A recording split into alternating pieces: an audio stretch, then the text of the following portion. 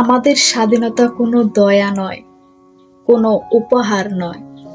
এটা এসেছে লাখো প্রাণের বিনিময়ে, এসেছে এক নদী রক্ত পেরিয়ে। 1971 সালের মুক্তিযুদ্ধে এটা কেবল একটা যুদ্ধ নয়, এটা ছিল বাঙালির আত্মপরিচয় ও অস্তিত্ব রক্ষার লড়াই। আজ আমরা জানব সেই গৌরবময় ইতিহাস, যেটি জানলে হৃদয় গর্বে ভরে ওঠে আর চোখ ভিজে যায় ভালোবাসায়।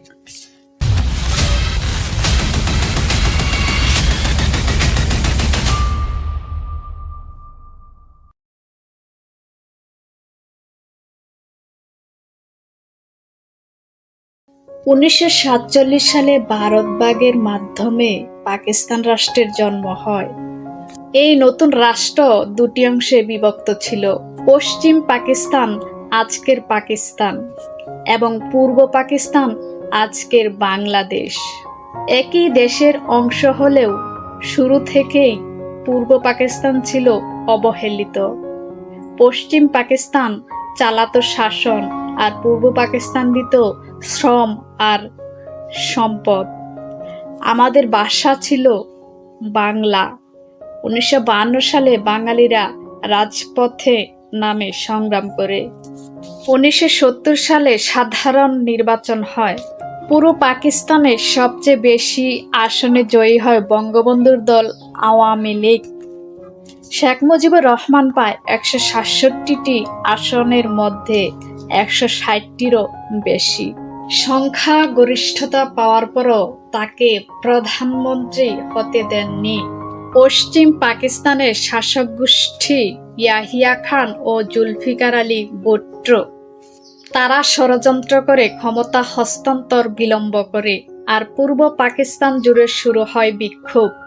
7 মার্চ 1971 বঙ্গবন্ধু ঘোষণা করেন, মনে রাখবা, রক্ত যখন দিয়েছি, রক্ত আরো দেব, এদেশের মানুষকে মুক্ত করে ছাড়বো ইনশাআল্লাহ।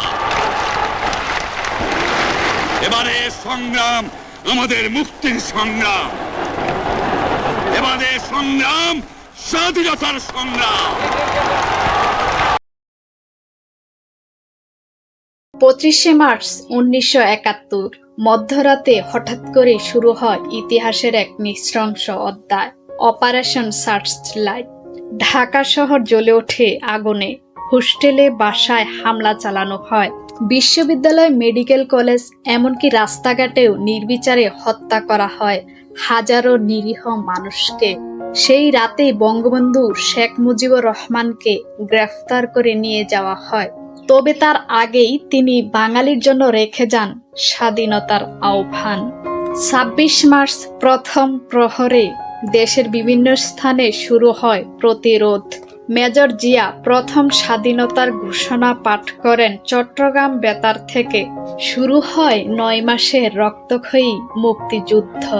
এই যুদ্ধ শুরু সেনাবাহিনীর ছিল না, এটা ছিল জনতার যুদ্ধ। স্কুল কলেজের ছাত্র, কৃষক, শ্রমিক, এমনকি গ্রামের মা বোনেরা পর্যন্ত এই যুদ্ধে অংশ নেয়। ভারত তখন আশ্রয় দেয় 1 কোটির বেশি শরণার্থীকে এবং গঠন করে মুক্তি বাহিনী ও মিত্র বাহিনী। মুক্তিযোদ্ধারা কৌশলগত গেরিলা যুদ্ধ শুরু করে। রেল লাইন কেটে দেয়, ব্রিজ উড়িয়ে দেয়, পাকিস্তানি কনভয়ে হামলা চালায়। মুক্তিযোদ্ধাদের সাহসিকতা বিশ্বকে দেখিয়ে দেয় কিভাবে একটি জাতি অস্ত্র সজ্জিত শক্তির বিরুদ্ধে বুক চিতিয়ে দাঁড়াতে পারে। ডিসেম্বর মাসে যুদ্ধ চূড়ান্ত রূপ নেয়। ভারত সরকার আনুষ্ঠানিকভাবে যুদ্ধে অংশ নেয় পাকিস্তানের বিরুদ্ধে। মাত্র 13 দিনে পাকিস্তানি বাহিনী পরাজিত হয়। 16 ডিসেম্বর 1971 ঢাকার রেসকোর্স ময়দানে পাকিস্তানের লেফটেন্যান্ট জেনারেল আমির আবদুল্লাহ খান নিয়াজি আত্মসমর্পণ করেন। জন্ম নেয় স্বাধীন বাংলাদেশ। লাল সবুজের পতাকা উঠে যায় আন্তর্জাতিক মানচিত্রে। স্বাধীনতা মানে কেবল একটি পতাকা নয়, একটি মানচিত্র নয়। স্বাধীনতা মানে আত্মমর্যাদা, নিজের সংস্কৃতিতে বাঁচার অধিকার। 30 লাখ শহীদের রক্ত, 2 লাখ মা বোনের সম্ভ্রম আর কোটি মানুষের কষ্টে গাথা এই স্বাধীনতা, এই ইতিহাস আমরা ভুলবো না। আমাদের দায়িত্ব ভবিষ্যৎ প্রজন্মকে সেই ইতিহাস জানানো, যাতে কেউ কখনো আবার আমাদের দাবিয়ে রাখতে না পারে। বাংলাদেশ চিরজীবী হোক। এই রকম আরও ভিডিও প্রাইপ করুন এবং বেল আইকন প্রেস করে সাথেই থাকুন। আর ভিডিওটি ভালো লেগে থাকলে অবশ্যই লাইক, কমেন্ট ও শেয়ার করতে ভুলবেন না। ধন্যবাদ।